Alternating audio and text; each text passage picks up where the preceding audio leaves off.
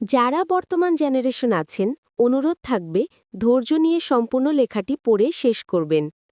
এখনকার ছেলেমেয়েদের একটা সমস্যা আছে, আর সেটা হলো এরা সবাই রিলেশনশিপের জন্য পাগল। এরা বলে তাদের নাকি সত্যিকারের প্রেম হয়ে গেছে। তাহলে আমি আপনাকে বলতে চাই, এই পৃথিবীতে প্রেম ভালোবাসা বলে কিছু হয় না, আর যদি সেটা হয়ও তবে তার সংখ্যাটা খুবই কম। তাই আজকাল যা কিছু হচ্ছে এটা কেবলমাত্র অ্যাট্রাকশন। অ্যাট্রাকশন ন্যাচারাল একটা জিনিস। আপনি ছেলে হলে মেয়ের প্রতি হবে, আর মেয়ে হলে ছেলের প্রতি হবে।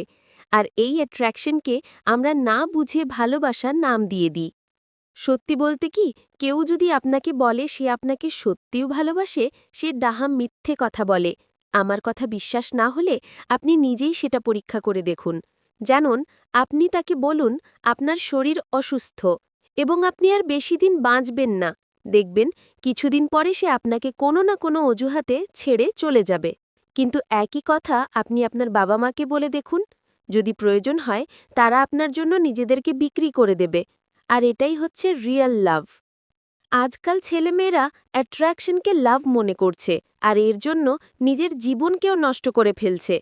আপনার ক্যারিয়ার ছেড়ে যদি আপনি অ্যাফেয়ারের পেছনে ছোটেন, তাহলে আপনার জীবনটাই নষ্ট হয়ে যাবে। আপনি যে সম্পর্ক তৈরি করেন স্কুল, কলেজ কিংবা কোচিংয়ে, এসব কখনই পার্মানেন্ট কিছু না। আপনি যদি আপনার গার্লফ্রেন্ড বা বয়ফ্রেন্ডকে বিয়ে করেন, তাহলে সেটা আপনার জন্য সর্বোচ্চ বেস্ট অপশন হবে। কিন্তু আপনার বাবা মা যাকে পছন্দ করবে, সেটা আপনার জন্য হবে ইউনিক। যদি আপনি বেস্ট পছন্দ করেন, তাহলে আপনি ক্লাসের ফার্স্ট বয় বা গার্ল হবেন। আর যদি ইউনিক পছন্দ করেন, তাহলে আপনি লাখে একজন হবেন। আর একটা কথা, অধিকাংশ প্রেমের বিয়ের পরিণতি ভালো কিছু হয় না। দুদিন পরে যদি আপনার লাইফ পার্টনার আপনাকে ছেড়ে চলে যায়, আপনি কাউকে কিছু বলতেও পারবেন না, কারণ পছন্দ তো আপনি করেছিলেন। তাই যদি ভালোবাসতেই হয়, তবে আপনার বইকে ভালোবাসুন, আপনার কাজকে ভালোবাসুন, কারণ এরা আপনাকে কখনো ধোঁকা দেবে না। কিছু না কিছু অবশ্যই দিয়ে যাবে, যা দিয়ে আপনি জীবন গড়তে পারবেন। দিন সবার জন্যই ২৪ ঘন্টার হয়, এমন না যে কেউ আলাদা করে সময় পায়। কিন্তু এই ২৪ ঘন্টায় কেউ ভালোবেসে পতি হতে চায়, আর কেউ পরিশ্রম করে কোটিপতি হতে চায়। এখন আপনিই ভেবে দেখুন, আপনি কি হতে চান? কিছু বছর পর যখন আপনি লোকজনের মুখোমুখি হবেন, তখন তারা এটা জিজ্ঞেস করবে না যে আপনার কটা গার্লফ্রেন্ড বা বয়ফ্রেন্ড ছিল। তারা এটাই জিজ্ঞাসা করবে আপনি কত টাকা রোজগার করেন, আপনার যোগ্যতা কতটা। এটাই পৃথিবীর নিয়ম। লোক কখনো আপনার অবস্থা জিজ্ঞেস করবে না, তারা আপনার আর্থিক অবস্থা জিজ্ঞেস করবে। আজকাল ছেলেমেয়েরা প্রমিস করে, আমি তোমার সাথে সারা জীবন থাকব। কিন্তু সত্যিটা হলো, কেউ কারো সাথে সারা জীবন থাকে না। লোক যখন শেষ যাত্রায় যায়, তখনও কাঁধ অদলবদল করে নিয়ে যায়। আর তাই এখন যদি আপনি মাথা নিচু করে পড়ার টেবিলে পড়ে থাকেন, কিছুদিন পর আপনার মাথা সবার ওপরে থাকবে। আর এখন যদি আপনি আরামের কথা ভাবেন, তাহলে সারা জীবন কষ্ট সহ্য করতে হবে।